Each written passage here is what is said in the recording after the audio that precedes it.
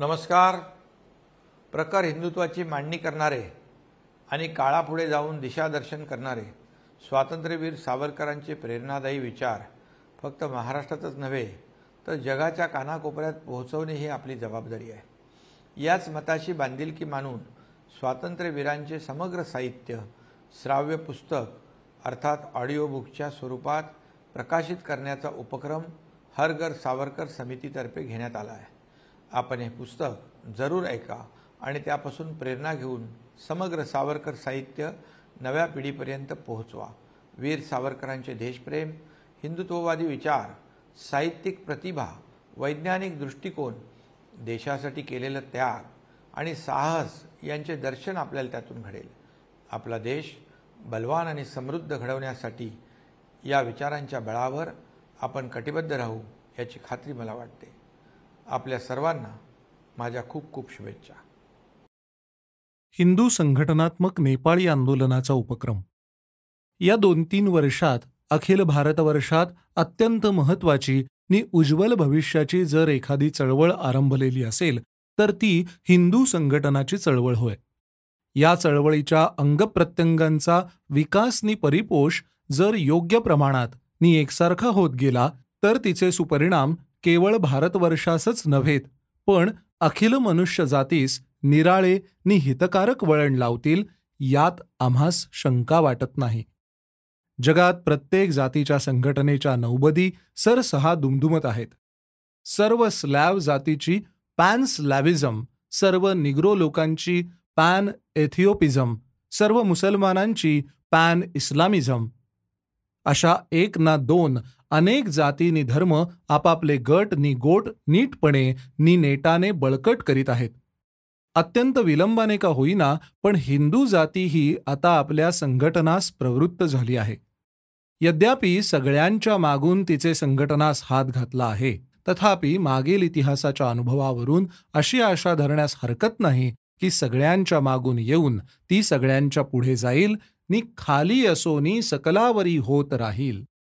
जर या हिंदू संघटनास योग्य ते व्यापक स्वरूप मिळेल, जर हिंदुत्वाची अत्यंत हितकारक नव्हे तर अत्यंत यथार्थ व्याख्या जी आ सिंधू सिंधू पर्यंता यस्य भारत भूमिका पितृभूः पुण्यभूश्चैव सवय हिंदुरीती स्मृतः, या व्याख्येच्या रुंद खोल नि बळकट पायावर या संघटनेचे भव्य मंदिर उभारले जाईल नि अनवरत उत्साहाने नि उद्यमाने या कार्यास ती वाहून घेईल.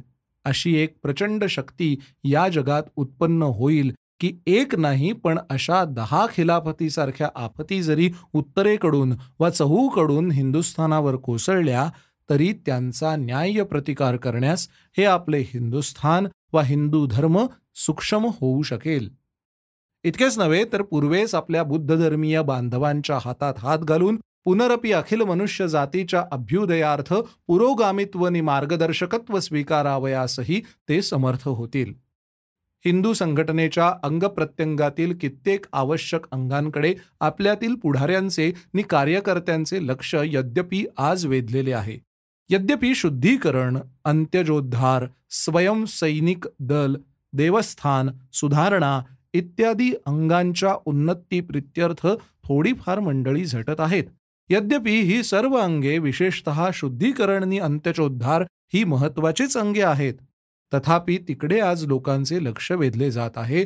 म्हणूनच येथे त्यांचा विचार फारसा कर्तव्य नाही. आज येथे मुख्यत्वे करून हिंदू संघटनाच्या त्या एका अंगाचा विचार करण्याचे ठरविले आहे की जे अंग शुद्धीकरणा इतकेच प्रतिकारक सामर्थ्याने संपन्न असून अंत्यजोद्धारा इतकेच निवारक शक्तीही राखीत आहे नि इतके असूनही तिकडे आज लोकांचे लक्ष मुळीच वेधलेले नाही. हिंदू संघटनांचे हे महत्त्वाचे अंग आज जरी लोकांच्या लक्षात नसले तरी नि आज ते त्यांच्या पुढे ठेविले असताही क्वचितच त्याचे पूर्ण महत्त्व जरी त्यास समजणार नाही तरीही थोडेच काळानंतर नि थोडेही यत्न त्या दिशेने जाताच या आपल्या हिंदू संघटनांचे हे प्रत्यक्ष उत्तमांगही होऊ शकेल. ते अंग म्हणजे नेपाळ होय. हे केवढे आश्चर्य आहे. हा केवढा खेदजनक अपराध आहे की आम्हा हिंदूंना आज तुर्कस्थानच्या खलिफासाठीच्या काढलेल्या चळवळीची जितकी कळकळ किंवा माहिती किंवा स्मृती आहे, तितकी नेपाळच्या, की जो आपल्या देशाचा महाराष्ट्र, अंग वंग कलिंगाप्रमाणे प्रत्यक्ष भाग आहे, त्या नेपाळच्या हिंदू संस्थानाची वा त्यातील लक्षवेधी सख्या भावा बहिणींची नसावी. आज या सर्व जगामध्ये जर कोठे हिंदुत्वाचा ध्वज फाटका तुटका का होईना पण फडफडत असेल, तर तो हिंदू बंधूंनो नेपाळ येथील पशुपतीनाथावर आहे. आज जरी साऱ्या जगात हिंदू संघटन मरणासन्न झालेले असले तरी मृत न होता कसा बसा आशेचा श्वासोच्छ्वास करीत असेल, तर ते हिंदूंनो या नेपाळच्या भूमीच्या अंकावर करीत आहे. तुर्कस्थानच्या खलिफाच्या एका वाड्यात काय उलाढाली होतात? अरबस्थानच्या कोपऱ्यातील एका जिल्ह्या एवढ्या संस्थानिकांचे नाव काय, त्याच्या बापाचे नाव काय, तो काल कोठे हिंडून आला, आज कोठे जाणार, अशा बातम्या छापण्यात नि त्यांच्या चर्चा करण्यात हिंदू पत्रे गडलेली असतात. पण त्यांच्या अंकाचे वर्षोनवर्षांचे गट चाळून पाहिले असता त्यात नेपाळचे नाव देखील आलेले दिसत नाही. पॅलेस्टाईनच्या कोणच्याशा एका शहरात एक मशीद परवा पडली. तिच्या धक्क्याने हिंदू पत्रकारांच्या लेखणीच्या बोरूतील अंतःकरणाला इतका मोठा धक्का बसला की तिच्यासाठी निधी उभारण्याच्या नि तिच्या पुनरोद्धाराची पैन पै हिंदुस्थानात जमविण्याच्या प्रतिज्ञांच्या कच्च्या बातम्या, तारा नि टिपणे हिंदू पत्रांतून प्रसिद्ध होत आहेत.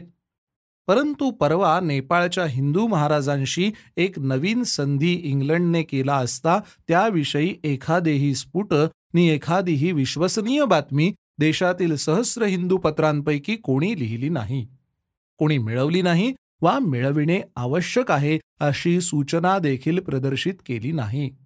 तुर्कस्थानात कोठे काही माणसे निर्धन झाली आहेत म्हणून त्यांना अन्न वस्त्र देण्यासाठी हिंदुस्थानात वर्गणी गोळा करण्याकरता तिकडून इकडे एक मंडळ येत आहे, हे ठीकच आहे. कारण हिंदुस्थानात आजकाल धनधान्य इतके विपुल झालेले आहे की सगळ्या 30 कोटींची पोटे भरून अतिरिक्त उरलेल्या धनधान्यास आता ठेवावे तरी कोठे म्हणून मोठा राष्ट्रीय प्रश्न येऊन पडला होता. नि ते साठवून ठेवले तर सडून बिडून जाऊन येथील जलवायू दूषित होण्याची भयंकर भीती सर्व देशभक्तांना पडली होती. ती निराधारही नव्हती, कारण मागे इतके प्लेग, इन्फ्लुएन्झा, महामार्या इकडे झाल्या नि आता येत आहेत, तितक्या सर्व खावयास कमी असल्यामुळे आलेल्या नसून लोकास अजीर्ण होई तो खावयास मिळते नि उरलेले धनधान्य विनाकारण सडून कुजून जाऊन जलवायू रोगट नि दूषित करते म्हणून होय. तेव्हा अशा स्थितीत तुर्कस्थानच्या दुष्काळासाठी हिंदुस्थानात चळवळी व्हाव्यात हे ठीकच आहे. आजच्या महोदर मनूत स्वदेशापेक्षा परदेशाची अधिक काळजी घेण्यासारखे साधू बनण्याचे सोपे नि स्वस्त साधनही उपलब्ध झालेले आहे. तेव्हा तुर्कस्थान जर दुष्काळासाठी तिकडून इकडे मंडळ धाडते तर त्याच प्रसंगी इकडील दुष्काळासाठीही तिकडे एक हिंदू मंडळ धाडून त्यांनाही साधुत्व संपादण्याचे पुण्य उपर्जण्यास संधी द्यावी अशी सूचना कोणी आणली नाही. तुर्कस्थान, अफगाणिस्तान, अरबस्थान यांच्यासाठी प्रत्यही स्तंभच्या स्तंभ खरडणाऱ्या हिंदूंच्या द्रव्यावर नि अंशतः वा पूर्णतः हिंदूंच्या लेखणीने लिहिल्या जाणाऱ्या पत्रास नेपाळमध्ये असणाऱ्या आमच्या क्षेत्रांची वा बंधू बहिणींची किंवा त्यांच्यात कोणी उपाशी मरतो वा अर्धपोटी आहे याची आठवणही न होणे साधुत्वाच्या आजकालच्या दांभिक व्याख्येस नीतीच्या पंजात सापडलेल्या भोळसट निर्बुद्धास शोभेसेच आहे.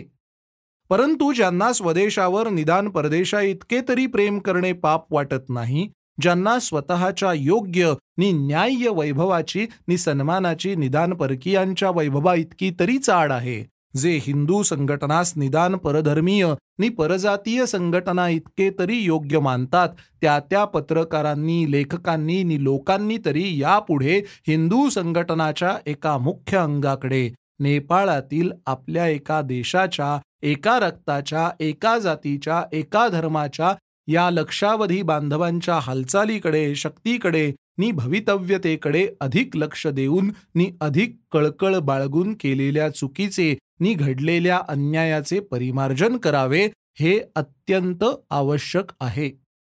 हे कर्तव्य करून हिंदू जनतेमध्ये नेपाळशी असलेल्या नेपाळेतर हिंदुस्थानच्या संबंधाचीच नव्हे तर एकात्म्याची जाणीव पुन्हा जागृत करण्यासाठी ही लेखमाला हाती घेतली आहे. इंग्रजी भाषेत अशी एक म्हण आहे की एकदा का एखादी थाप हातातून निसटली की तिला धरण्यास निघण्यासाठी सत्य जो पायात जोडा घालीत आहे तो ती थाप पृथ्वीच्या भोवती 3 प्रदक्षिणा देखील घालून येते. वारंवार असत्याची पुनरुक्ती होत राहील नि सत्य स्वयंभू सामर्थ्याच्या वर्गात जर त्याचा निषेध न करिता चूप बसले तर असत्याचीच छाप सत्यापेक्षा लोकांवर अधिक पडते. हे अनेकदा इतिहासात आढळून आलेले आहे. हिंदुस्थान म्हणून कोणी देशच नाही हे विधानही काही काळ या हिंदुस्थानात इंग्रजी लेखकांच्या नि तदनुषंगिक हिंदू लेखकांच्या मज्जात दुमदुमत होते नि आताही केव्हा केव्हा त्याचा प्रतिध्वनी उमटत नाहीच असे नाही.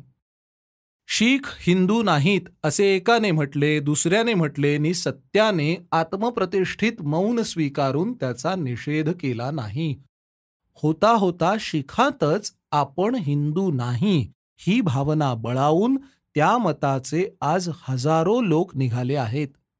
उलट पक्षी त्यांचे हिंदुत्व त्यास पटवून देण्याचे प्रयत्न करणारी व्याख्याने नि लेख लिहिले जाऊ लागल्याने आता पुष्कळ शीख लोक शीख सनातनी नसले तरी हिंदूच आहेत असे पुन्हा मानू लागले आहेत. एका काळी स्वामी श्रद्धानंद सुद्धा सर्व आर्य समाजी हिंदू शब्दाचा द्वेष करीत नि आपण हिंदू नाही असे मोठमोठ्याने प्रतिपादन करीत. पण आता हिंदू शब्दाचे मूल स्वरूप उत्पत्ती नि मर्म त्यांच्या पुढे जसजसे विशद करून मांडले गेले तसतसे सत्याचा प्रभाव पडून हजारो आर्य समाजी आपण हिंदूच आहोत असे निर्विकार मनाने मानू लागले आहेत. बोलेल त्याची नाचणी विकेल पण न बोलेल त्याचे गहूही विकले जाणार नाहीत.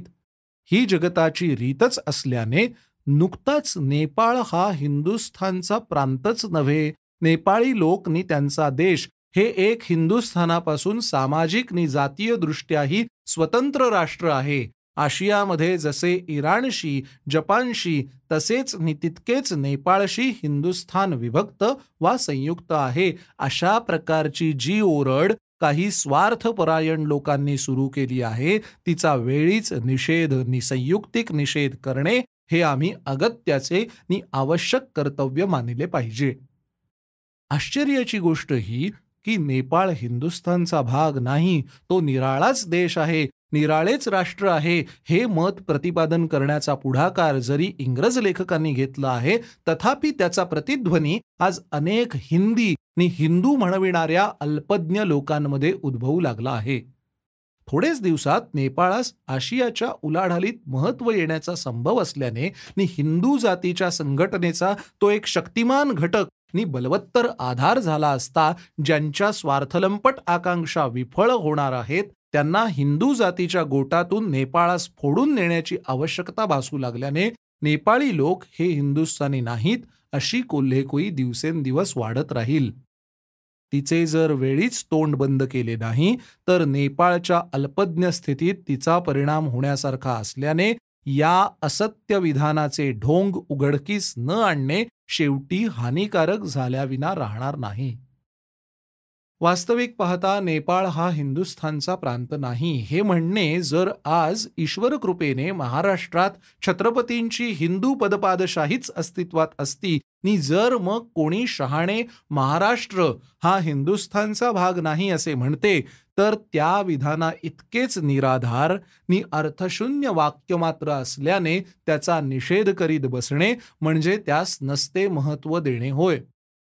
परंतु हिंदुस्थान हा देशच नाही असली विधानेही निषेधाभावी जेथे लोकांस भुरळ पाडू शकतात तेथे नेपाळ हिंदुस्थान देशाचा नि हिंदू जातीचा घटक नाही हे असत्यही निषेधाभावी अनेकास फसवू शकेल हे उघड आहे. भौगोलिक दृष्टीने अमुक प्रांत अमुक देशाचा घटक आहे हे सांगणे नेहमीच सोपे असते असे नाही.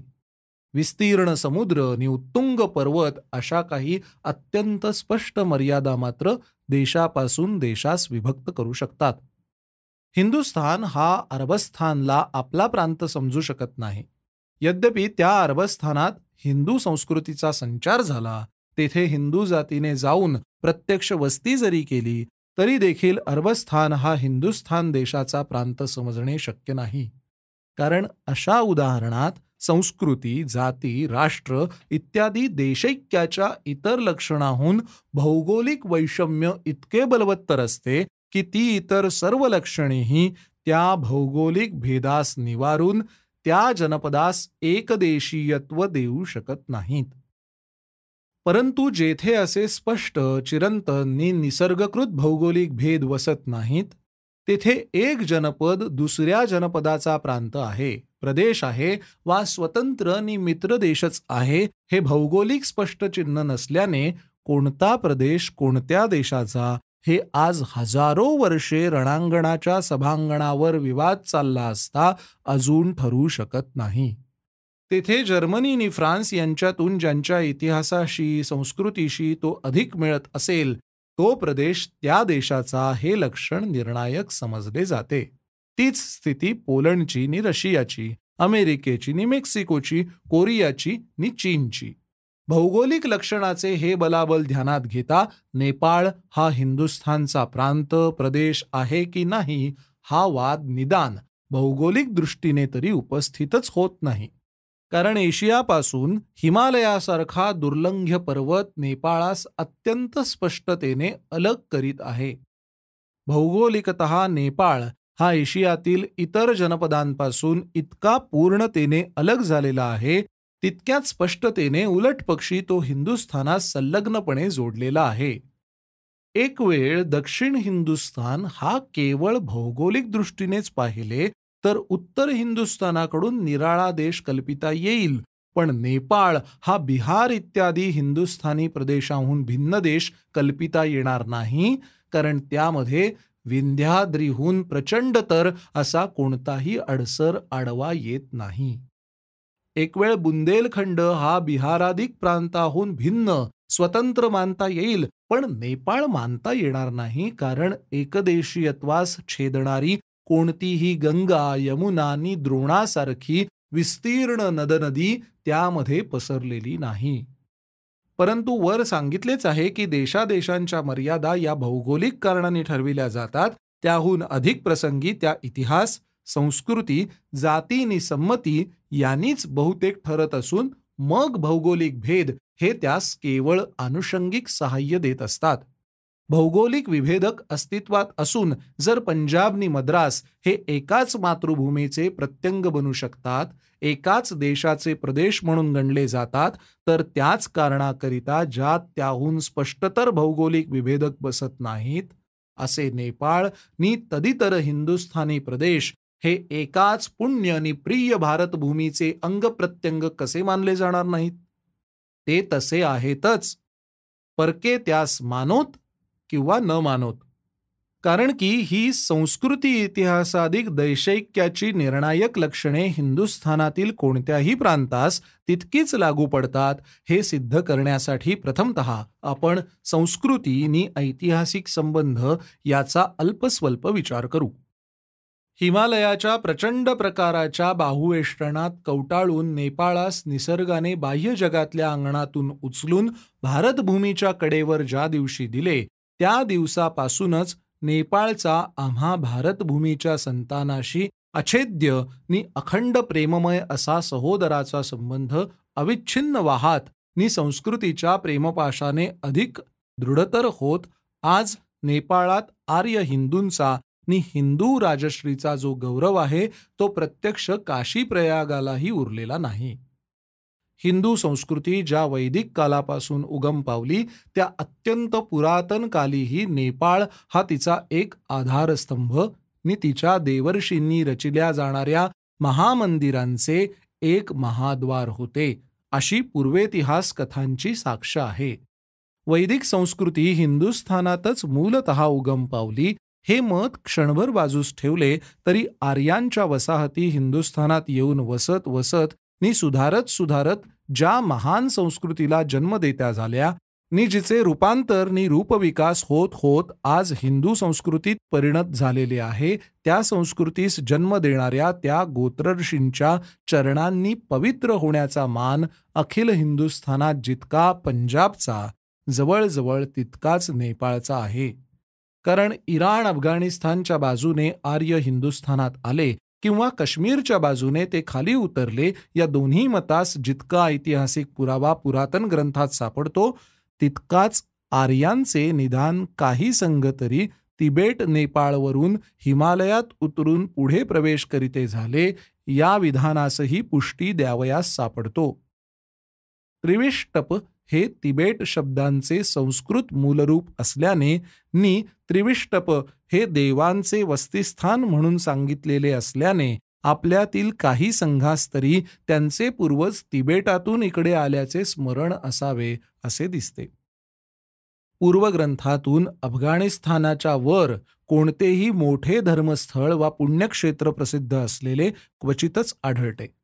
परंतु काश्मीर नि विशेषतः वर नेपाळच्या मध्ये नि वर हिमालयात आपली अनेक पवित्र स्थळे, धर्मक्षेत्रे, नद्या पौराणिक कालापासून आजपर्यंत प्रसिद्ध नि पूज्य मानिल्या जात आहेत.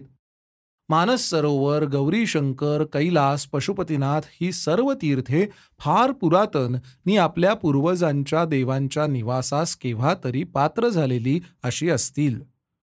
उत्तर कुरु या नावावरूनही इकडच्या म्हणजे दक्षिण कुरूतील वंशजांचा संबंध काश्मीरापासून नेपाळपर्यंतच्या भूमीशी समांतर असलेल्या हिमालयाच्या बाजूच्या देशाशी केव्हा तरी होता. असे मत आहे की काश्मीर कुभा या मार्गाने काही संघ हिंदुस्थानात वसावयास आले. तसेच त्याच आर्यांचे अन्य जातीचे आणखी काही संघ त्रिविष्टप वा तिबेटमधून नेपाळात नि आजूबाजूच्या प्रदेशातून हस्तिनापुराकडे उतरत गेले असावे.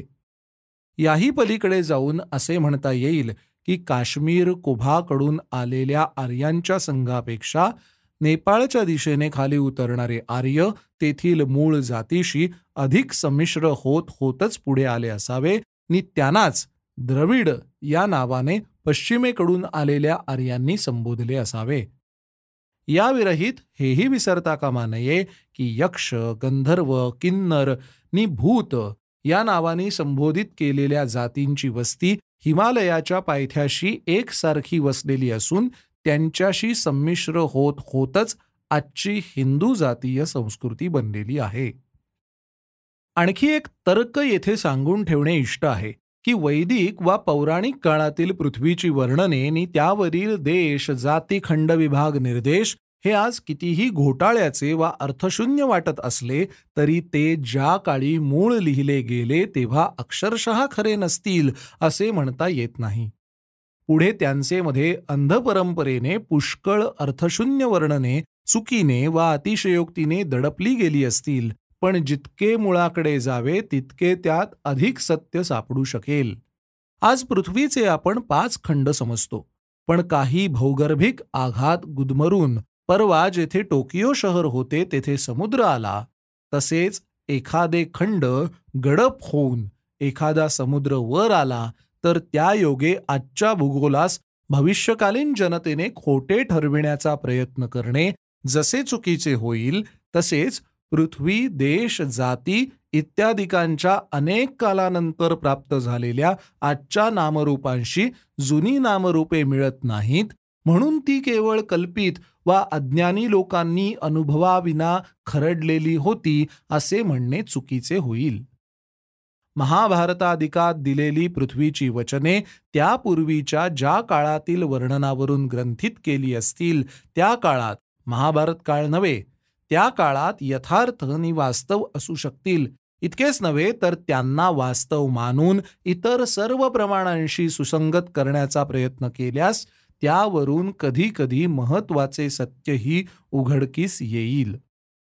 त्या दृष्टीने विचार करता यक्ष, रक्ष, गंधर्व, किन्नर, वृक्ष, वानर इत्यादी नावे आता जरी त्यांच्या नावावर अनेक रूढ अर्थांची पुटे चढली असली तरी पूर्वी एका काळी ती खरोखरीच निरनिराळ्या मनुष्य जातींची नावे होती असे मानावे लागते.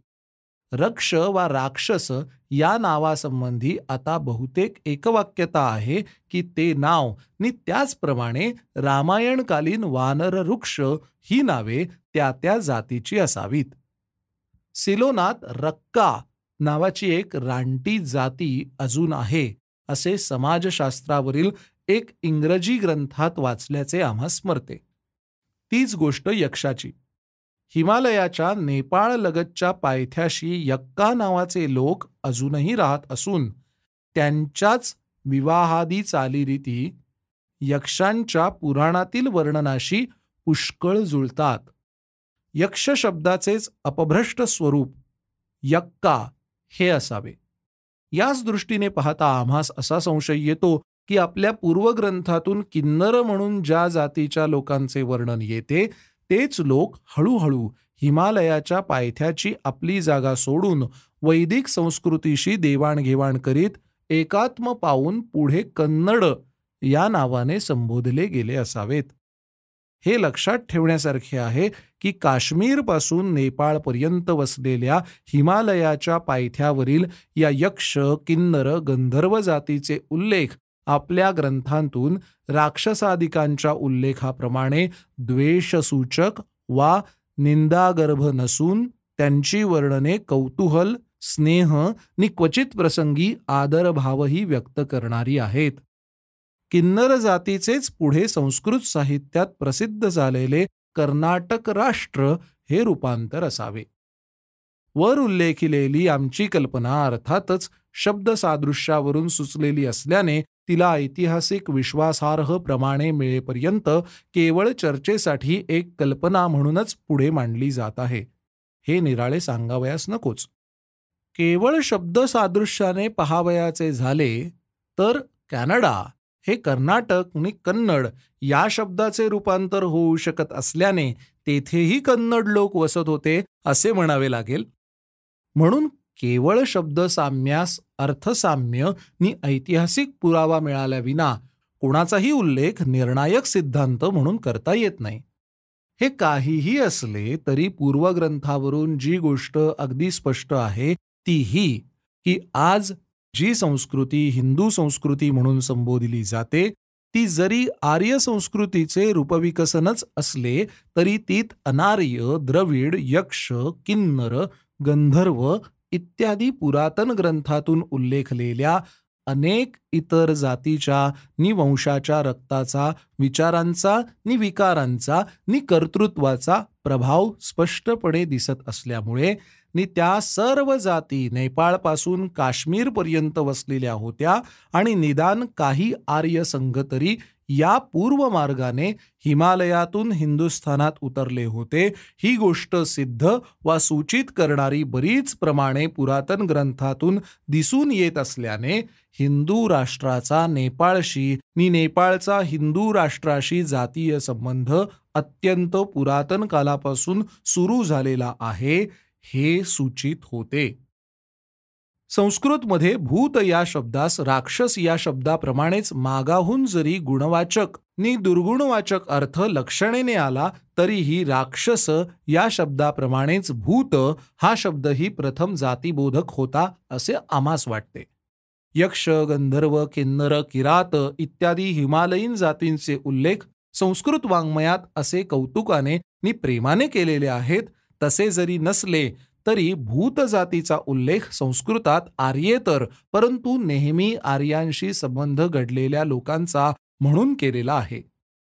किन्नरांच्या उलट भूत हा शब्द अपमानास्पद नि कोणातरी संस्कृत भाषियास त्रास देणाऱ्या नि बऱ्याच रानटी अवस्थेत राहणाऱ्यांसंबंधी लावलेला आहे. पुढे तर त्याचे अर्थ पालटत पालटत जे लक्षणाने मृतात्मे भूतजातीय जिवंत मनुष्याप्रमाणे विचित्र नि विक्षिप्त प्रकार मेल्यानंतर करतात त्यांनाही तो शब्द लावण्यात आला. पण प्रथमतः भूत नावाचे लोक हिमालयाच्या पायथ्यांशी वसत असावेत हा आमचा तर्क किन्नर शब्दाच्या उपपत्तीचे तर्कापेक्षा अधिक दृढतर आहे. कारण नेपाळजवळ असणाऱ्या एका देशाचे नाव अजूनही जसेच्या तसे म्हटले जात आहे. भूतान हा शब्द आम्हास वाटते भूतस्थान या शब्दापासून निघाला असावा. तेथील लोक अजूनही जवळजवळ रानटीच आहेत. अजूनही शारीरिकदृष्ट्याही पूर्वी त्या जागी अंगावर दाट केस असलेले लोक राहत असावेत असे काही प्रवासी अजूनही तशा काही व्यक्ती त्या बाजूस आढळतात.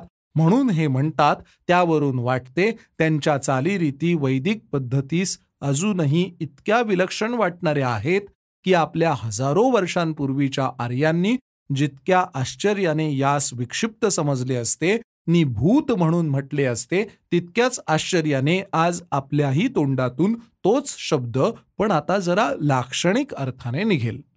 भूत या जातीवाचक शब्दाचा असा लाक्षणिक अर्थ होऊन जीवितांचे मेलेल्यांशी साधर्म्य कसे स्थापन झाले हे काही आश्चर्य नाही. पिशाच्च शब्दाचा इतिहास हे सहज सिद्ध करील. आज पिशाच्च म्हणजे मेलेले, भूत जे अत्यंत त्रासदायक असेल ते असे आपण व्यवहारात समजतो. पण पिशाच्च शब्दाचे हे रूप होण्याचे आधी तो शब्द एका जातीला, त्यांच्या भाषेला नि त्या देशाला लावला जात होता हे सिद्ध आहे. वायव्य सीमेवरील रानटी, क्रूर नि असंस्कृत लोकांच्या देशास पिशाच देश असे म्हटलेले पुराणात स्पष्ट आढळते. गंतव्यम त्वया भूत पैशाचे देश धूर्तके असा उल्लेख सिंधू पलीकडील देशातील सीमेवर रानटी धूर्त जाती संबंधी भविष्य पुराणात विक्रमानंतरच्या कालविषयक खंडात केलेला आढळतो. पैशाच भाषेचा उल्लेख तर करावयासच नको. आम्हास असेही वाटते की पुश्तू भाषेचे हे अर्वाचीन नाव पैशाची या शब्दावरून पडले असावे. पिशाच्च स्थान पिश्तान पश्ती पुश्तू असा क्रम असू शकेल, कारण पैशाची भाषा त्याच सीमा निवासी आडदाण पिशाच लोकांची अजून आहे. या पिशाच्च नि पैशाची जाती यांच्या रानटी, आडदाण, त्रासदायक नि धूर्त स्वभावाला आजकाल पठाण हे याच पिशाच्च नि पार्थियनांच्या मिश्रणाचे रूपांतर आहे. अनुलक्षून मेल्यानंतर त्रास देणाऱ्या आत्म्यालाही पिशाच्च झाला म्हणून म्हणू लागले नि तसेच भूत शब्दाचेही असावे. आणखी एका जातीवाचक शब्दाचाही उल्लेख येथे करता येईल. तिर्यक योनी म्हणजे नीच योनी म्हणून प्रसिद्ध आहे.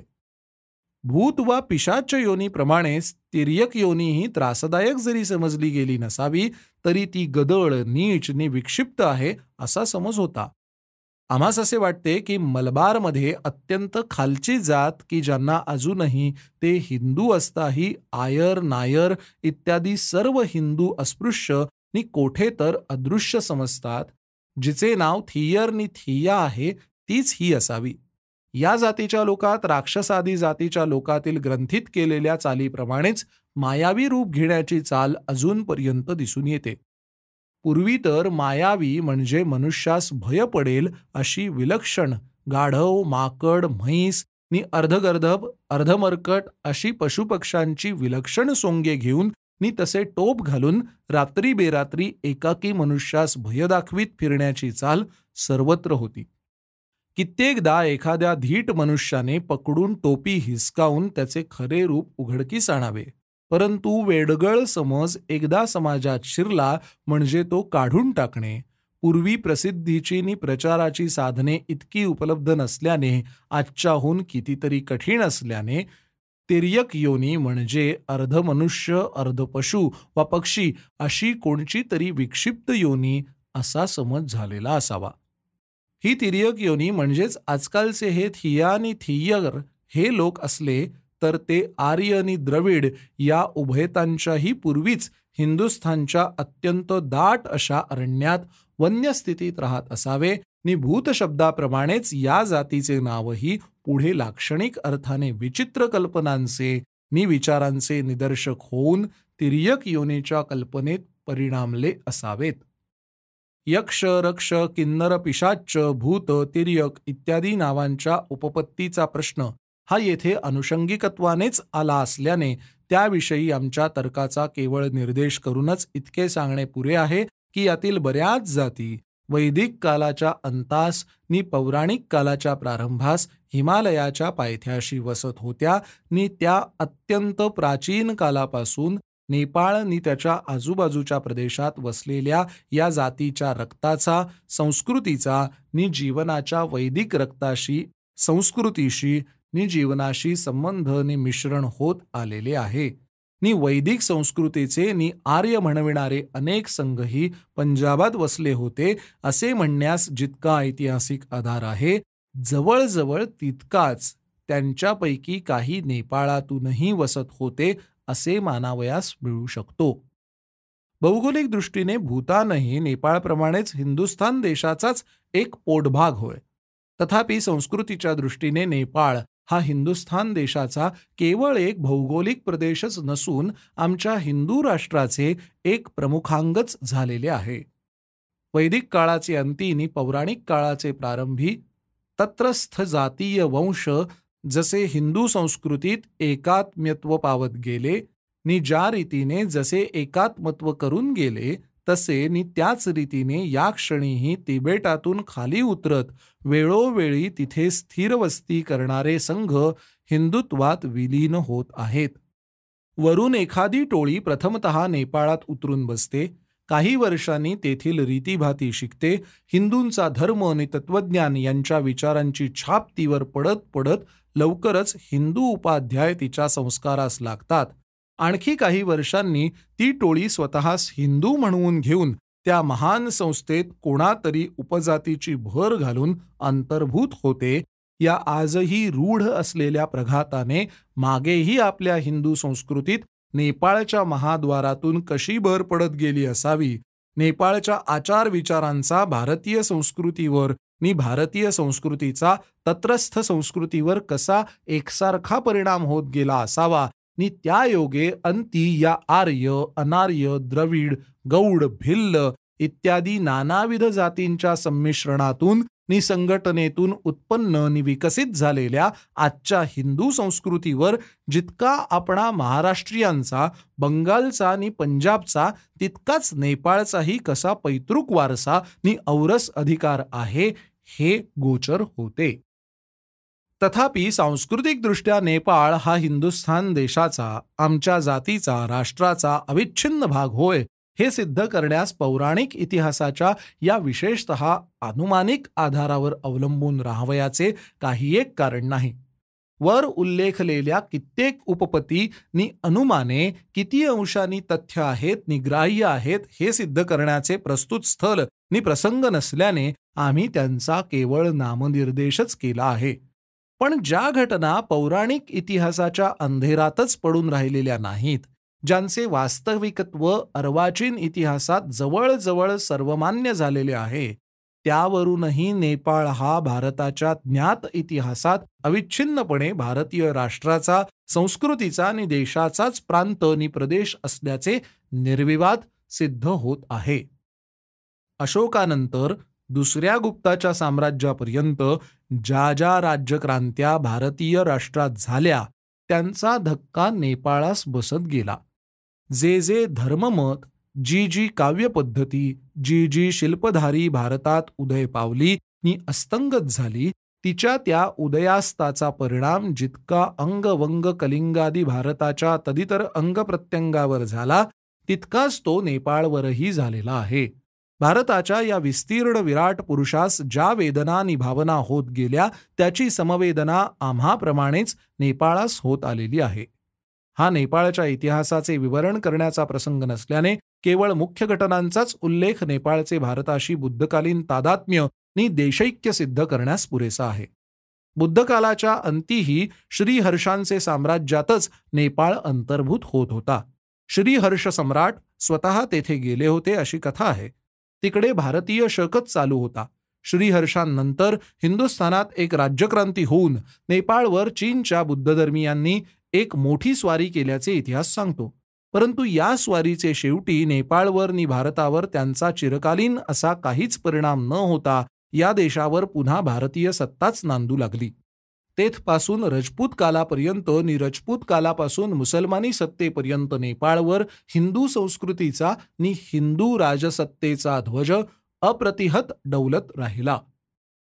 चीनशी, तिबेटशी त्यांची युद्धे होत. केव्हा केव्हा एखादा हत्ती नि थोडेसे द्रव्य धाडून देण्यापुरती चीनची सरशी होई.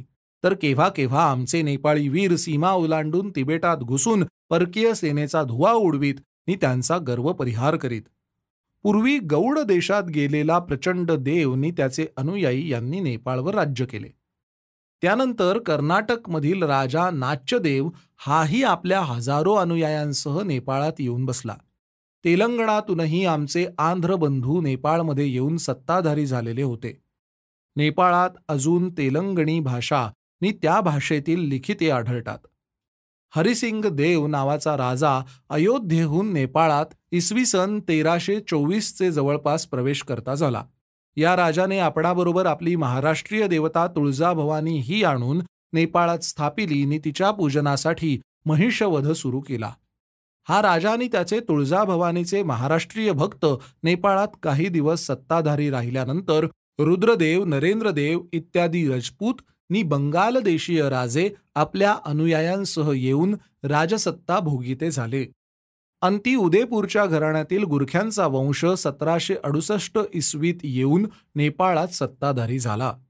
महाराजा पृथ्वीनारायण सिंगांपासून आजपर्यंत हेच घराणे नेपाळवर राज्य करीत आहे. या नेपाळच्या अत्यंत त्रोटक दिग्दर्शनावरूनही दिसून येईल की वैदिक नि पौराणिक कालाची गोष्ट बाजूस ठेवली तरीही अर्वाचीन इतिहासाच्या निर्विवाद साक्षीवरून नेपाळ हा हिंदुस्थान देशाशी गेल्या 2000 वर्षे राजकीय, सामाजिक, धार्मिक नि सांस्कृतिक बंधनांनी निगडीत झालेला असून या देशाचाच नव्हे तर या जातीचा, रक्ताचा नि संस्कृतीचा पंजाब, बंगाल नि महाराष्ट्र, मद्रास इतका औरस आहे. आज तर तेथे सुदैवाने अजून जिवंत असलेले हिंदू राज्य हिंदुस्थानातील इतर प्रांतांप्रमाणेच मृत झालेले असते.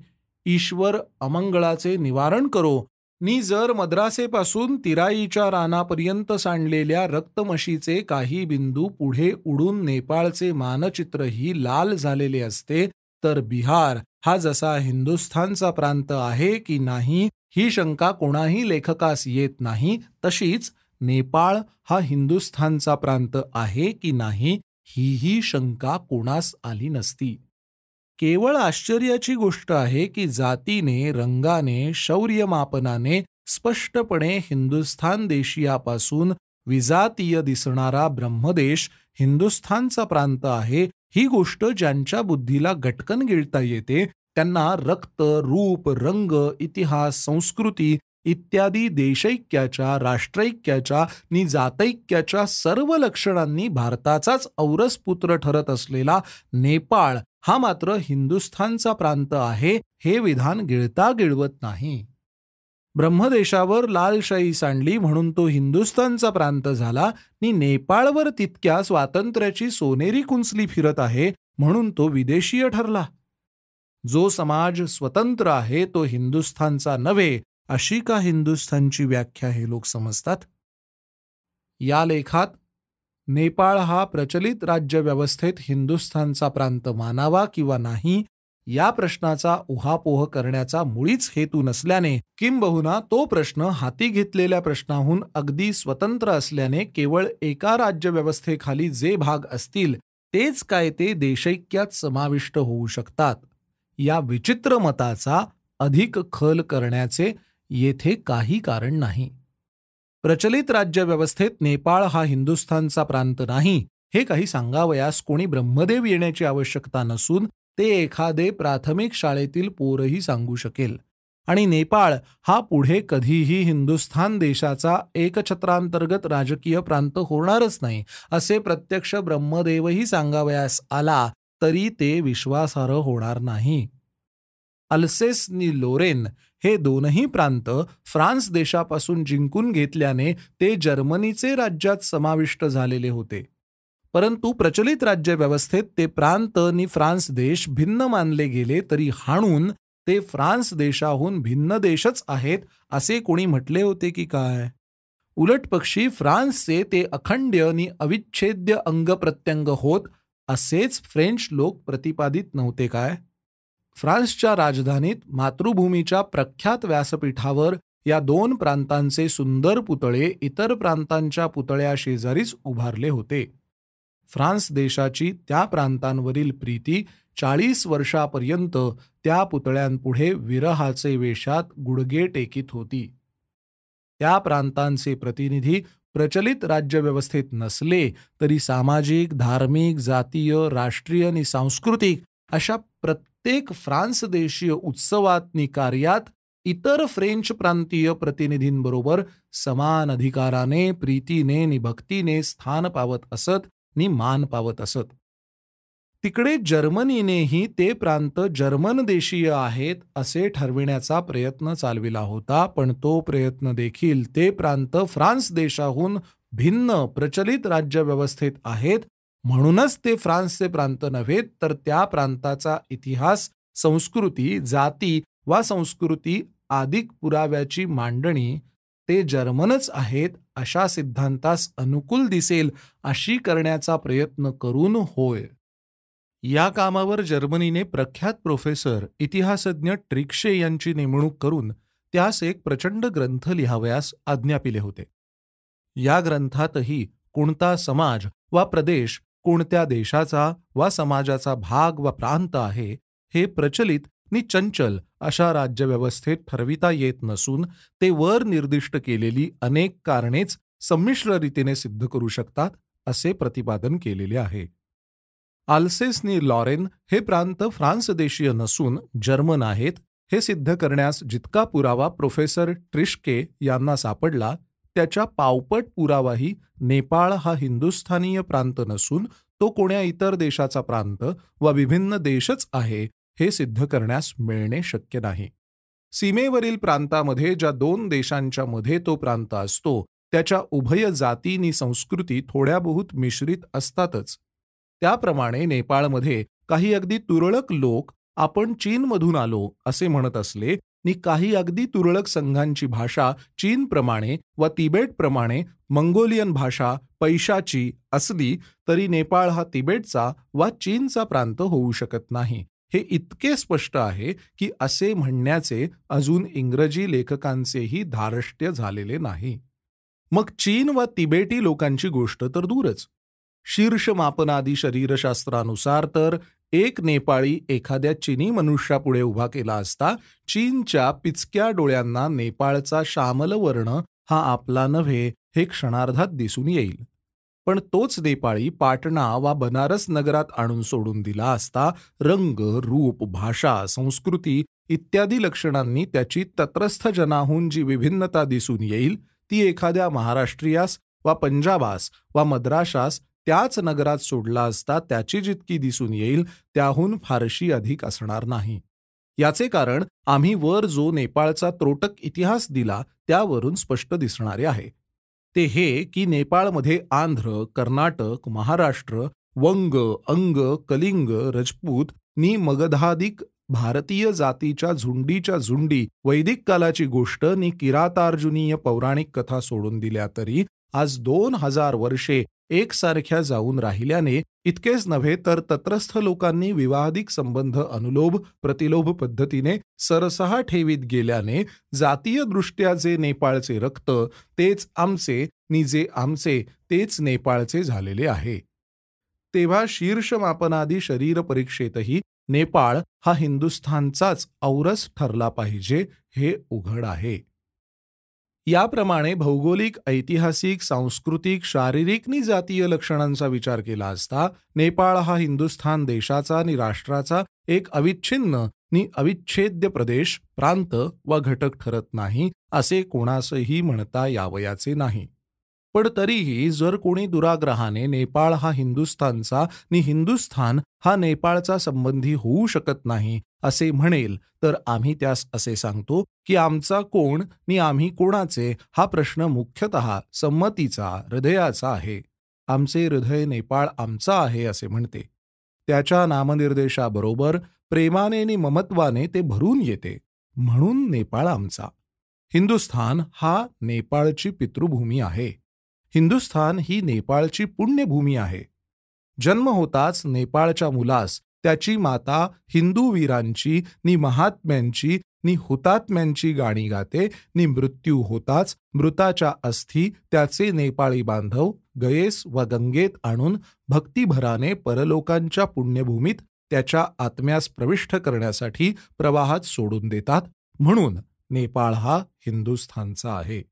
या आमच्या प्रीतीचे नि ममत्वाचे भू, जल, वायू, तेज नि आकाश ही पंचमहाभूते लालन पालनच करीत आल्याने नि त्यांच्या अकृत्रिमत्वाची साक्ष स्वतः इतिहास देत असल्याने नेपाळ हा आमचा आहे नि आम्ही नेपाळचे आहोत.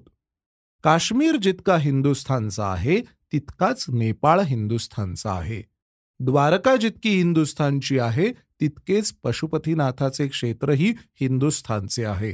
जोवर हिंदुस्थान नि नेपाळात हिंदू संस्कृती जिवंत राहील नि जोवर त्यास कोणता भयंकर सृष्टी प्रकोप एखाद्या विस्तृत समुद्र खणून नि एखाद्या दुर्लंघ्य पर्वत उभारून आम्हापासून हिसडून नेणार नाही तोपर्यंत नेपाळ हा आमच्या हिंदुस्थान देशाचा असाच अविच्छेद्य विभाग राहणार. त्यास आम्हापासून लेखणीच्या फटकाऱ्यासरशी विलग करणे कोणाही मनुष्यास शक्य नाही. हिमालयाच्या प्रचंड प्रकारच्या बाहुवेष्टनात कवळून नेपाळला निसर्गाने बाह्य जगातल्या अंगणातून उचलून भारतभूमीच्या अंकावर ज्या दिवशी दिले त्या दिवसापासूनच नेपाळचा आम्हा भारतभूमीच्या संतानाशी अच्छेद्य नि अखंड प्रेममय असा सहोदरत्वाचा संबंध जडला.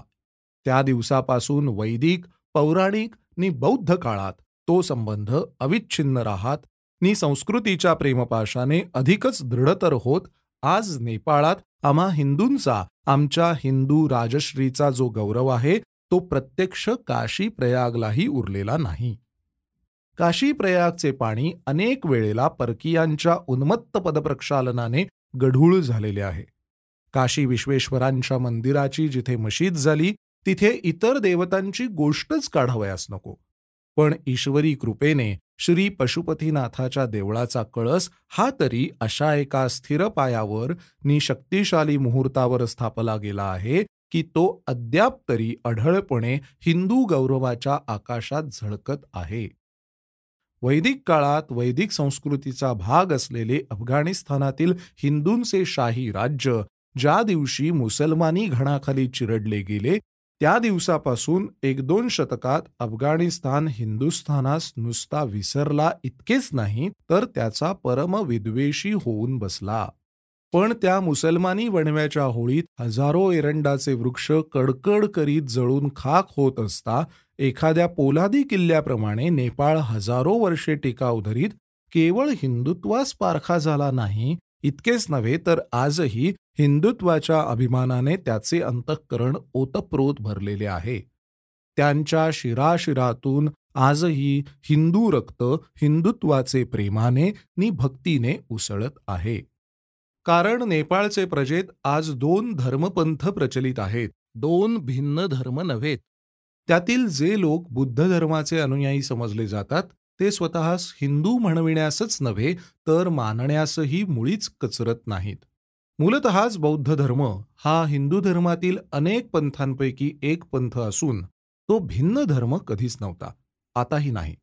पण त्यातही नेपाळातील बुद्धधर्मीयांच्या पूजाविधीत, तत्वज्ञानात नि देवी देवतात इतके सदृश्य नि समवेदना आहे की ते दोन्हीही हिंदू धर्मातील एकाच ग्रंथाचे अनुयायी नाहीत असे सांगितले असताही समजण्यात येणार नाही. सनातनी नि बौद्ध अशा दोन्ही पंथांचे जे अनेक उपग्रंथ आहेत तेही नेपाळात हिंदुस्थानातील इतर राजमार्गातून फुटणाऱ्या नि त्यालाच कोठेतरी येऊन मिळणाऱ्या अन्य मार्गावर प्रवास करीत असलेल्या इतर जीवांशी सहिष्णुतेने संवाद करीत चालत असतात. सामाजिकदृष्ट्या नेपाळात गुरखे नि नेवारी असे 2 भेद आहेत. गुरखे हे लोक मेवाडात मुसलमानांनी त्रस्त केलेल्या आपल्या पुरातन राजधान्या सोडून मागे इकडे येऊन हे राज्य संपादन करणाऱ्या राजपुतांचे वंशज होते. त्यांचे नाव त्यांच्या गोब्राह्मण प्रतिपालकत्वाच्या महाब्रिदाने पडले असण्याचा संभव आहे. गोरक्षणास आपले महत् कर्तव्य समजून बुद्धानुयायी मंगोलियन लोकात ब्रह्मदेश, चीन, जपान इत्यादी देशातून अद्यापही चालत असलेल्या गोमांस भक्षणास त्यांनी नेपाळात तीव्र प्रतिरोध नि निषेध केला असेल नि त्यावरून त्यांचे वैशिष्ट्य गोरक्षण या नावाचे स्फुट होत गेले असेल. पुढे गोरक्ष शब्दावरून गुरखा हा अपभ्रष्ट शब्द त्या जातीचाच वाचक झाला असावा. गुरख्यांच्या सर्व चालीरीती, त्यांचे शौर्य, त्यांचे धाडस, त्यांची विवाह पद्धती, त्यांची राज्यरचना, त्यांची बिरुदावली आर्य कुलांच्याच द्योतक आहेत. हे हिंदू धर्माचे कट्टर अनुयायी आहेत. दुसरे नेवारी नावाचे जे लोक आहेत ते गुरखे लोक नेपाळात यावयाच्या आधीचे निवासी होते. संभवतः नेवारी या नावावरून नेपाळ हे नाव त्या देशास पडले असावे, कारण नृपाल या शब्दावरून जरी ते पडू शकते तरी नृपाल हे नेपाळचेच विशिष्ट स्वरूप केव्हा नि कसे झाले हे समजणे ऐतिहासिक पुराव्याचे अभावी कठीण आहे. नेपाळच्या जागी पूर्वी ते नेवारी लोकही हिंदू धर्माचे नि हिंदुत्वाचे कट्टे अभिमानी आहेत. गुरखे लोक हे हिंदू धर्मातील सनातन पंथाचे आहेत, पण नेवारी लोक काही बुद्धपंथी नि काही सनातनपंथी आहेत. पण पंथ कोणताही असला तरी हिंदूच आहेत. नि त्यांचा बुद्धपूजाविधी सनातनीयांची एक जवळजवळ प्रतच आहे. हे वर सांगितलेच आहे. ह्यांच्या विवाहादिक रीतीभाती नेपाळातील मागे उल्लेखलेल्या वैदिक नि पौराणिक समयास निवास करणाऱ्या यक्ष, भूत, गंधर्व, किन्नर, किरातादिक मूल जातीच्या रीतीभातीचे अवशेष असावे किंवा तिबेटातून वारंवार येत गेलेल्या उपजाती हिंदू धर्मात नि हिंदू जातीत विलीन होत जाताना त्याच्या पूर्वीच्या रीतीभातीची ती हिंदू रूपे असावीत. गुराख्यांचे विवाह संबंध अत्यंत कडक असून स्त्रीला एकपतित्व पाळावे लागते, तर नेवारी लोकात ते उभयपक्षी अत्यंत ढिले नि स्त्रीला पुरुषा इतकेच लिंग स्वातंत्र्य उपभोगू देणारे असतात. नेवारी लग्ने जोवर ती स्त्री नि पुरुष प्रेमाने वा स्वेच्छेने एकत्र नांदू इच्छितात तोवरच टिकतात. पुरुषास तर काय, पण स्त्रीसही जर वाटले की आपणास आता तेथे राहणे परवडणार नाही तर तिच्या इच्छेला कोणीही आळा घालून तिला त्याच्याशी बळाने तिरस्करणीय नि प्रेमशून्य संभोग करण्यास भाग पाडित नाही. ती केवळ एक सुपारी रात्री आपल्या नवऱ्याच्या उशाखाली ठेवून निघून जाते. सकाळी नवऱ्याने ती सुपारी पाहिली की तो नि त्याचा समाज समजतो की ती दोघेही पुनर्विवाह करण्यास वा अविवाहित राहण्यास मोकळी झाली. त्यांच्या विवाहाची ही रीत पाहून यक्षगंधर्वादी स्त्रियांच्या पुराणात वर्णिलेल्या लिंग स्वातंत्र्याच्या रीती आठवू लागतात. हे लोक त्या यक्षगंधर्वादिक जातीचेच अवशेष असावेत हे अनुमान दृढ होते. प्रीतिविवाहास गांधर्व हे नाव तो ह्याच गंधर्वात रूढ असल्याने मिळाले होते. तथापि तिबेटात अजून सरसहा प्रचलित असलेल्या वैवाहिक चालीचे अनुकरण करून सर्व पांडवात मिळून एकाच सती द्रौपदीशी लग्न लावण्याची चाल मात्र तितकी आढळून येत नाही. मलबारमध्ये स्त्रियांस जसा बहुपतित्वाचा अधिकार आहे तसाच येथील नायर जातीतील स्त्रीशी ब्राह्मणांचा अनुलोभ विवाहही अजून प्रचलित आहे. मलबारमध्ये फारा दिवसांपूर्वी जेव्हा ब्राह्मणांबरोबर आणलेल्या नि तत्रस्थ मूळच्या जातीची संघटना आरंभली गेली तेव्हा या अनुलोभ विवाहाने ब्राह्मणांची नि त्यांचा रक्तसंबंध श्रेष्ठ जातीचे श्रेष्ठ गुण वा बीज नष्ट न होता कनिष्ठास मात्र अधिकाधिक उच्चतरत्वास नेता येईल या आशेने आरंभला गेला. ब्राह्मणांनी आपल्या वडील मुलांचे लग्न ब्राह्मणांशी लावावे नि इतर ब्राह्मण मुलांनी नायर कन्यकांशी प्रेमानुरूप नि नायर कन्यकेच्या आवडीस अनुसरून शरीर संबंध लावावेत ही चाल पडली. समान परिस्थितीत समान उपाय सहजच सुचतात. त्यातही आर्यांच्या पूर्व इतिहासाच्या अनुभवाने त्या परिस्थितीत उत्कृष्ट ठरलेली ही अनुलोभ विवाहाची पद्धती समाजशास्त्रासही बरीच संमत होण्यासारखी आहे. तेव्हा नेपाळातही उच्च संस्कृतीचे रजपूत गुरखे नि त्या संस्कृतीशी तादात्म्य पाहू इच्छिणारे पण किंचित कनिष्ठ प्रतीचे नेवारी यांच्या मिश्रणापासून एक जीव नि एक प्राण राष्ट्र निर्माण करण्यास या अनुलोम पद्धतीचाच अंगीकार केला गेला हे आम्हा हिंदूंच्या परंपरेस युक्तच होते.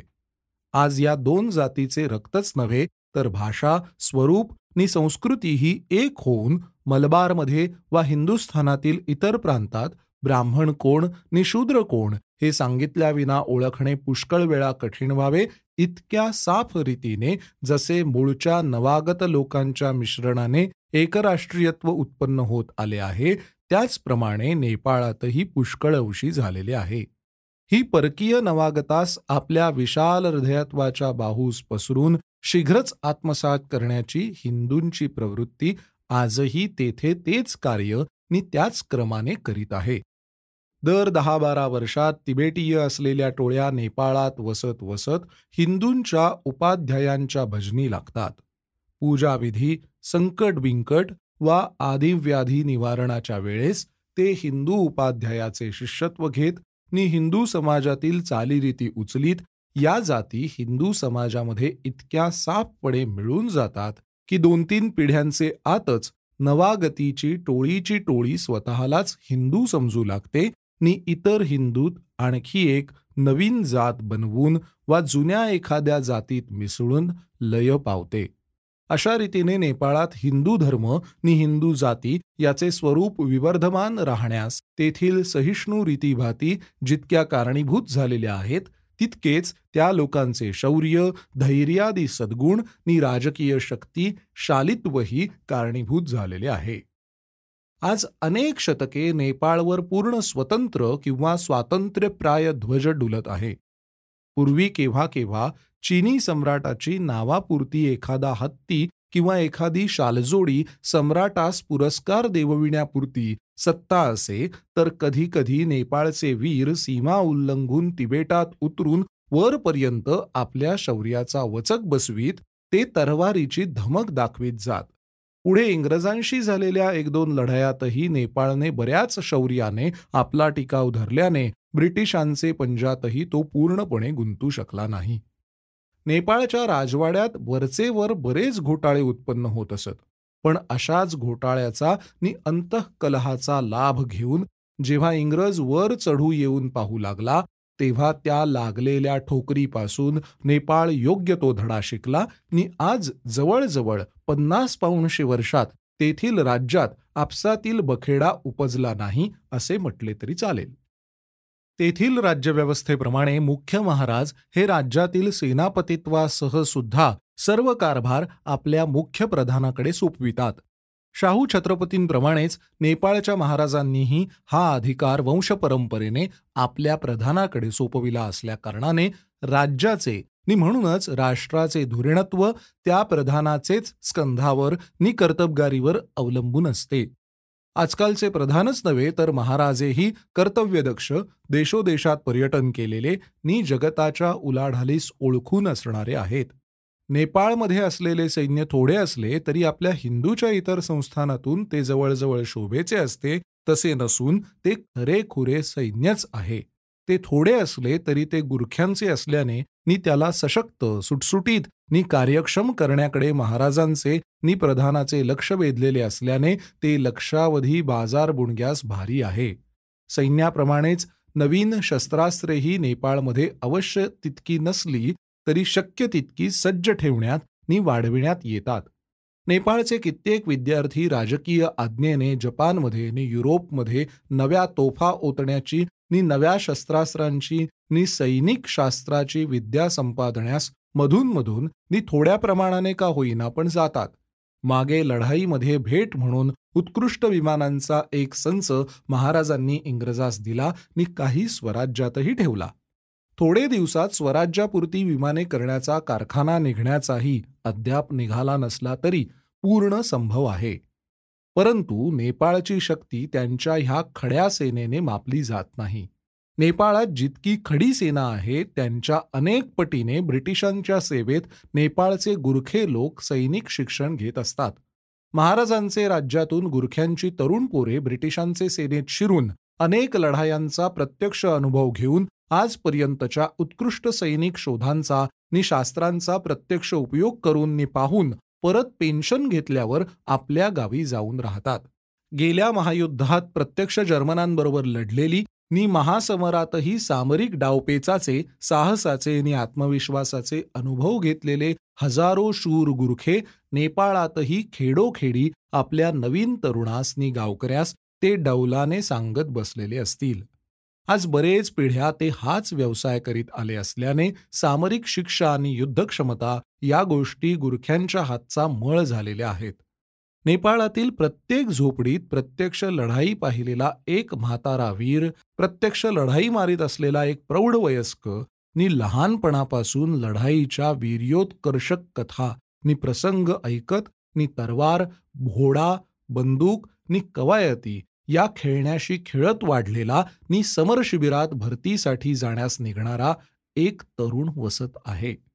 अशा रीतीने गुरख्यांची जातीची जातीच एक मोठी खडी सेना आहे नि तिचे महाराजास नि त्यांच्या राष्ट्रास प्रेमाचे पाठबळ आहे. गुरखा तरुण म्हटला की तो नेपाळातील स्वराज्याचे सेनेत तरी भरती होणार किंवा ब्रिटिशांच्या सेनेत तरी होणार हे ठरलेले आहे.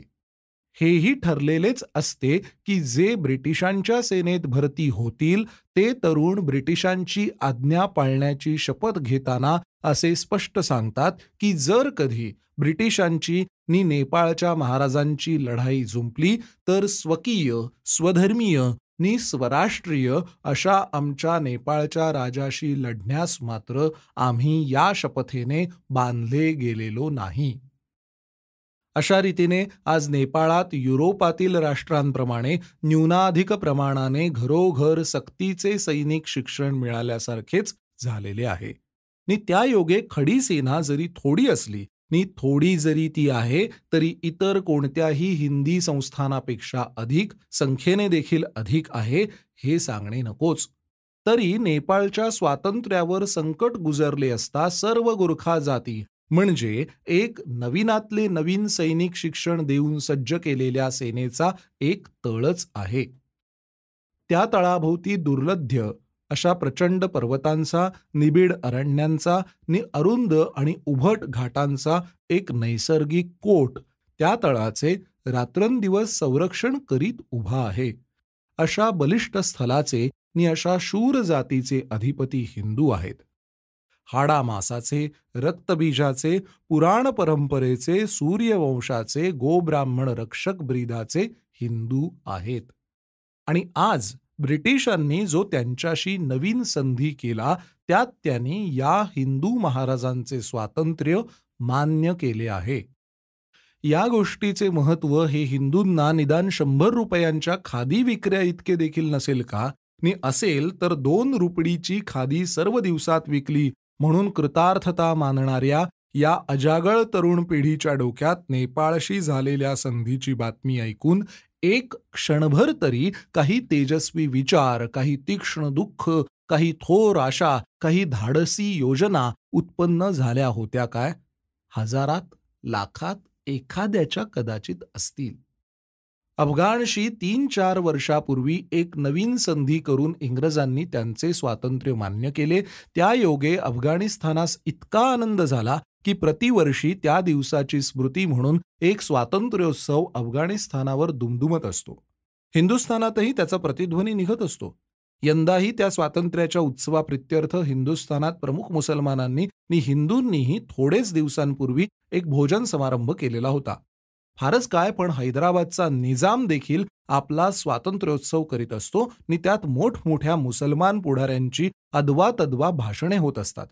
ज्या हिंदुस्थानात हैदराबादच्या निजामाच्या राज्याच्या स्थापनेचा उत्सव होतो आणि अफगाणिस्तानच्या स्वातंत्र्याकरिता भोजन समारंभ होतात, त्याच हिंदुस्थानात नेपाळच्या स्वातंत्र्यार्थ शाब्दिक का होईना पण ब्रिटिशांची मान्यता मिळाल्यासाठी एखादे पानही आनंदाने हलत नाही.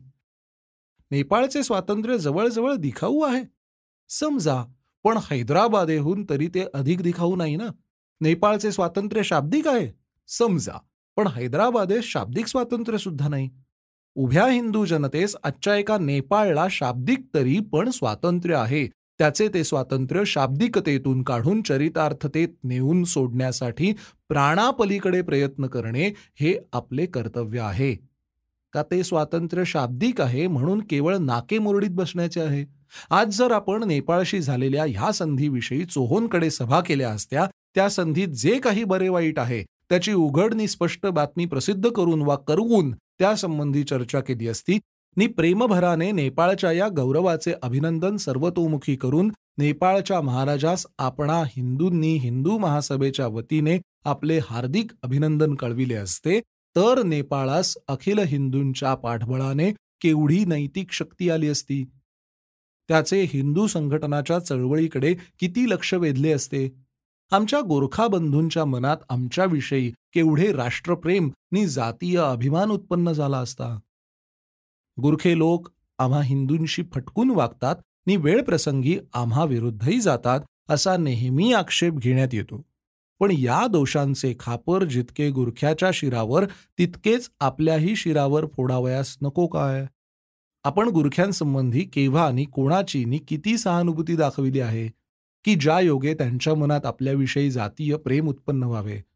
आमच्या राष्ट्रीय सभेस तर नेपाळ हा हिंदुस्थानातला एक प्रांत आहे असेही वाटत नाही. इतकेच काय, पण ज्या हिंदू संघटनांचे कार्य नेपाळला त्या चळवळीचे केंद्र समजल्याने शक्तिशाली नि द्रुततर यशस्वी होण्याचा संभव आहे नि अखिल हिंदूंचे संघटन करणे हेच ज्यांचे उद्दिष्ट आहे त्या हिंदू संघटनांच्या पुढाऱ्यांनीही अजूनपर्यंत नेपाळची सहानुभूती संपादण्यास, नेपाळात हिंदुत्वाची चळवळ आरंभण्यास काहीही हालचाल केलेली नाही.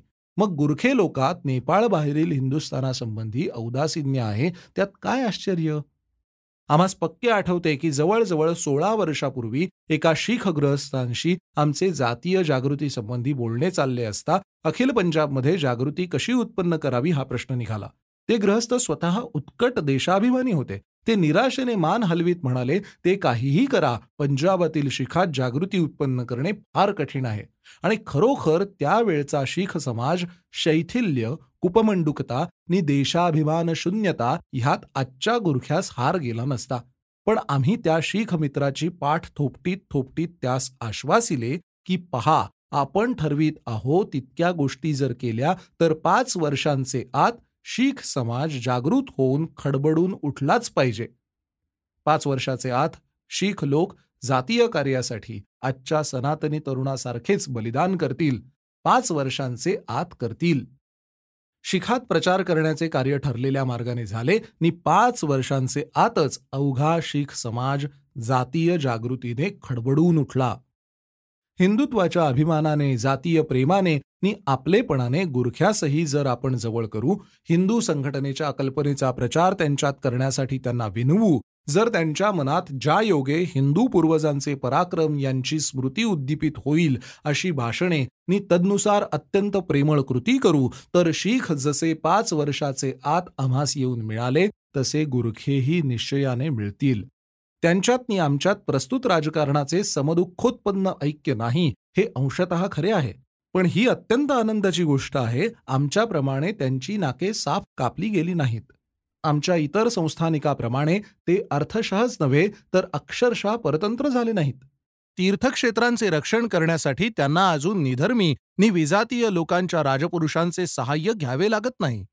पंढरीच्या वाटेवर मुसलमानांनी भूमी घेऊन जशी आता या यात्रेस मनाई करण्याची उघड उघड भाषा बोलण्यास सुरुवात केली आहे, तशी पशुपतीनाथास जाणाऱ्या लाखो यात्रेकरूस आडकाठी करण्याची कोणा अहिंदूची माय व्याली नाही हे आमचे महद्भाग्य होय.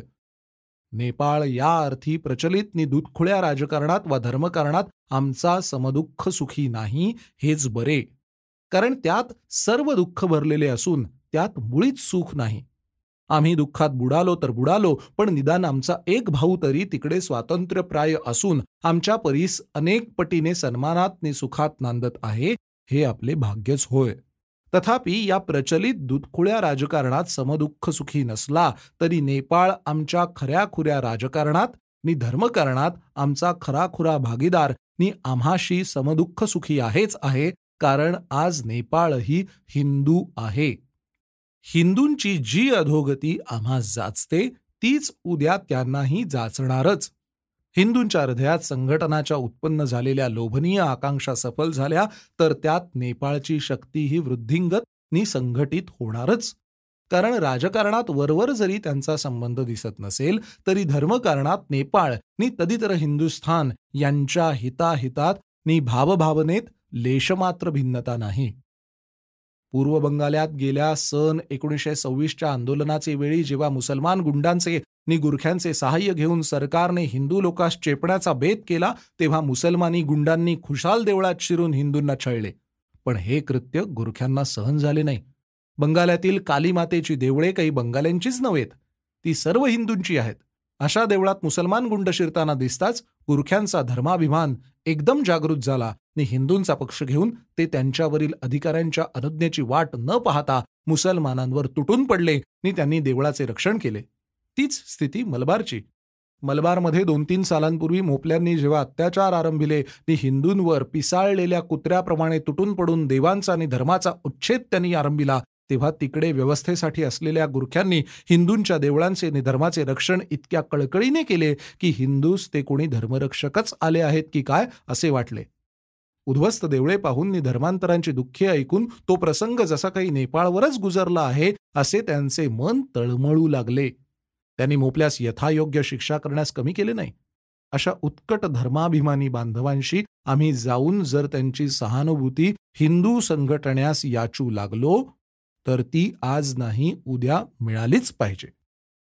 गुरख्यांचा आणि आमचा संधी होण्यासच संधी नाही हे म्हणणेही न करत्याचा वार शनिवार या म्हणण्याप्रमाणेच आहे. अहो, 10,000 कोसावरून येऊन इंग्रजास त्यांचा परिचय करून घेता आला, त्यांची भाषा शिकता आली, त्यांचे राजवाड्यातील खडानखडा माहिती मिळवता आली. आम्हा त्यांच्या सख्या भाऊबंदास एका घरात राहणाऱ्यास त्यांचा परिचय होणार नाही, प्रयत्न केल्यासही होणार नाही असे म्हणणे आमच्या दुर्बलतेची, उत्साहशून्यतेची नि ऐदीपणाची सीमाच होय. दरवर्षी हजारो यात्रेकरू नेपाळात पशुपतीनाथाचे यात्रेस जातात नि येतात. एक नाही, दोन नाही, हजारो व्यापारी लोकांचे तांडे द्रव्याची ने-आण करीत असतात. नेपाळातील डॉक्टर, उपदेशक, उपाध्याय, यांत्रिक, शिल्पी, प्रकाशलेखक म्हणजे फोटोग्राफर, गायक, व्यवस्थापक, शेकडो प्रकारच्या अधिकारांवर इकडून सुशिक्षित लोक नेण्या आणण्यात येतात आणि तुम्ही म्हणतात नेपाळशी परिचय होणे कठीण. तेही राहो, पण हजारो गोरखे प्रत्यक्ष ब्रिटिशांच्या सत्तेतील हिंदू प्रांतातून राहत आहेत.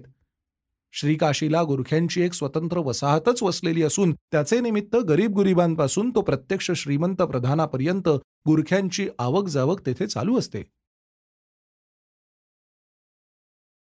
बाजारातून मोठमोठ्या सेना शिबिराच्या नगरात ते तुमच्या घरात, देवळात भेटतात, दुकानात बसतात, तीर्थात स्नाने करतात, उत्सवात भाग घेतात. ते काही नाही, इच्छा पाहिजे आहे. नेपाळशी परिचय करणे कठीण आहे.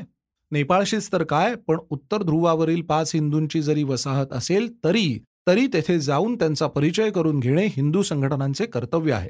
हिंदू जातीची इतर सर्व लेकरे एकत्र झालेली आहेत, पण आमचा नेपाळी बंधू का बरे आला नाही? मातृभूमीच्या आणि स्वधर्माच्या रक्षणार्थ तिची पंजाबातील, महाराष्ट्रातील, बंगाल्यातील, सिंधातील, मद्रासेतील सर्व लेकरे सज्ज होऊ पाहत असताना नेपाळातील तिचे लाडके पुत्र कुठे बरे राहिले? अशा तळमळीने जर आपण त्या शोधावयास निघू, हाक देऊ, तर ते आपले धर्मबंधू त्वरित आपणास येऊन मिळतील यात शंका नाही. परंतु हिंदुस्थानावर फासला गेलेला ब्रिटिश कौर्याचा रक्तरंग पाहण्याची ज्यांना आजन्म सवयच झालेली आहे, त्यांना हिंदुस्थानातील तांबड्या रंगाच्या सीमेवरच हिंदुस्थानची सीमा वाटावी नि पलीकडील पिवळा सोनेरी स्वातंत्र्याचा रंग पाहून त्या रंगाचा देश हिंदुस्थानाबाहेरील कोणता तरी देश आहे असे वाटावे, हे दुर्दैवाने ज्यांच्या डोळ्यावर झापड टाकलेली आहे त्यांना साहजिकच आहे. व्यक्तीचीच गोष्ट काय, संघांची नि संस्थांची ही बुद्धी या विषयात इतकीच अंध नि बधीर झालेली आहे.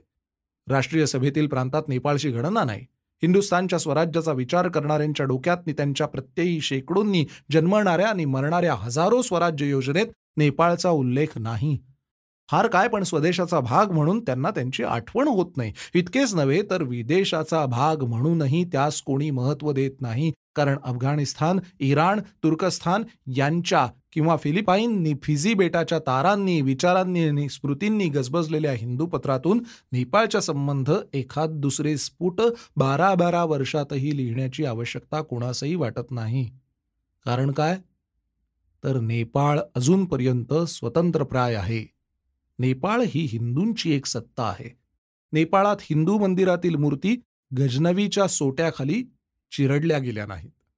नेपाळात हिंदू भक्तांच्या दिंड्यास नि हरिभजनाच्या थव्यास मशिदीवरून जाताना वाद्ये बंद करा म्हणून सांगण्याची नि न ऐकले तर त्यांची डोकी फोडून पालखी तोडून अल्लाहू अकबर म्हणून गर्जना करण्याची कुणाची माय व्याली नाही. नेपाळचा रंग अजून पिवळा आहे. नेपाळचा राजदुंदुभी अजून पुरता फुटला नाही. आमचे नाक जितके साफ कापले गेले आहे तितके नेपाळचे नाक साफ कापले गेले नाही. नेपाळ अजून चारी मुंड्या चित झाला नाही म्हणून सहजच नेपाळ या नकट्या पडखाऊ पण मुखदुर्बल हिंदूंना आपला वाटत नाही. ह्याकरताच जर तो हिंदुस्थानच्या बाहेरचा गणला जाणार असेल तर देव करो नि तो यावत चंद्र दिवा करो असाच हिंदुस्थानच्या बाहेर राहो, आणखी पूर्णशः बाहेर जाओ. हिंदू धर्मावर नि हिंदू श्रीवर स्वतंत्र श्वेतछत्र धरीत आहे त्याहून दूर जाऊन उभा राहो. नाहीतर हिंदुस्थानातील स्पर्शजन्य दास्य साथीच्या उत्पाताने हिंदूंच्या आशेचा हा अंतिम पल्लवही करपून जाईल. राष्ट्रीय सभेच्या मंडपात प्रांताप्रांतासाठी विभाग राखून ठेवलेले असतात. हिंदुस्थानातील सर्व प्रांत एक आहेत. मातृभूमीच्या मंदिरात तिच्या पूजेसाठी सर्व पुत्र आलेले आहेत, एकत्र झालेले आहेत. पण त्या पुत्रात नेपाळचे स्थान का बरे दिसत नाही? नेपाळ हिंदुस्थान बाहेर आहे काय? त्या प्रांतासाठी मंडपातील एक भाग इतर प्रांताप्रमाणे राखून ठेवला तर त्यावर नेपाळचे स्वागत असो म्हणून करुणामय आमंत्रणाच्या अक्षरांनी चिन्हित केलेली ध्वजा फडकत ठेवली तर ते दृश्य इकडे हिंदूंच्या मनावर नि तिकडे नेपाळी बांधवांच्या मनावर केवढा नैतिक परिणाम करील बरे? निदान हिंदू महासभेने तरी पुढील वर्षापासून ही व्यवस्था अवश्य करावी. जोपर्यंत नेपाळसारखा हाडामांसाचा हिंदूंचा प्रांत नि जाती आमच्या संघटनात प्रविष्ट झालेली नाही नि तिची आम्हास आठवणही होत नाही तोपर्यंत आमचे हिंदू संघटन पूर्ण होणार नाही. एतदर्थ आता तरी प्रत्येक हिंदूने जिकडून नेपाळ नि तदितर हिंदू प्रांताचा संबंध दाट जुळून येईल नि इकडील नवजीवनाच्या लहरी तिकडे पोहोचतील असा प्रयत्न करीत असावे. हिंदू पत्रांनी वारंवार नेपाळच्या बातम्या, इतिहास, हालचाली यावर स्फुटे लिहावीत. नेपाळात जाऊन परत आलेल्या प्रवाशांची प्रवास वर्णने छापावी. नेपाळास न गेलेल्या लोकांनी पूर्वीचे लोक जसे पशुपतीनाथाच्या यात्रेस धार्मिक कर्तव्य म्हणून जात तितक्याच धर्मसमजुतीने हिंदू धर्माच्या पुनरुज्जीवनार्थ नि हिंदू जातीच्या संघटनासाठी आजही गेले पाहिजे. हिंदू महासभांनी नि त्यांच्या शाखांनी नेपाळच्या महाराजांच्या आयुर आरोग्यासाठी प्रार्थना केल्या पाहिजेत. हिंदू स्वातंत्र्याच्या ध्वजाचा तो एक पदर तरी अजून गतवैभवाची स्मृती जागृत ठेवण्याचे नि उत्तेजित करण्याचे कार्य करीत आहे म्हणून आनंद प्रदर्शित केला पाहिजे. गुरख्यातील विद्वानास नि देशभक्तास आमंत्रण देऊन हिंदू सभातून त्यांची व्याख्याने करविली पाहिजेत. गुरखा भेटेल तेथे त्यास विनविले पाहिजे की तू हिंदू, मी हिंदू, बंधू, तुझे रक्त तेच माझे रक्त आहे. आपण दोघेही एकाच हिंदू बीजाचे आहोत, श्रीकृष्णाचे भक्त आहोत. आपणा दोघांसही एकाच मातृभूमीने जन्म दिला आहे. भारत ही दोघांची पुण्यभूमी आहे. त्या भूमीवर, त्या धर्मावर, त्या जातीवर, त्या आपल्या हिंदुत्वावर आज अवनतीची छाया पडली आहे. त्या आपल्या हिंदू संस्कृतीची मुसलमान आज सुनता करू म्हणतात. ख्रिस्ती लोक तिला बाप्तिस्मा देऊ पाहतात. परवशता तिचा गळा छाटू पाहते. दुर्बलता तिचे हृदय पिळू पाहते. उठ बंधो उठ. जर तूही उठशील, जर पशुपतीनाथांचे मंदिरात हिंदू संघटनांचे कार्यालय स्थापले जाईल नि नेपाळचा ध्वज विजयी होईल तर बंधो तुझ्या आणि माझ्या मातृभूमीच्या भाग्याचा उदय सन्निध आला आहे म्हणून समज. हिंदुत्वाचे यज्ञागारात इतर सर्व ऋत्विज जमले आहेत. केवळ तुझी वाट पाहत आहेत. जर माझ्या आशा तुझ्याही हृदयात उद्दीपित होतील तर आपल्या हिंदू जातीची ती अत्युच्च नि आज असंभाव्य वाटणारी आकांक्षाही यशस्वी होईल. कोणची ती तुला मग सांगेन.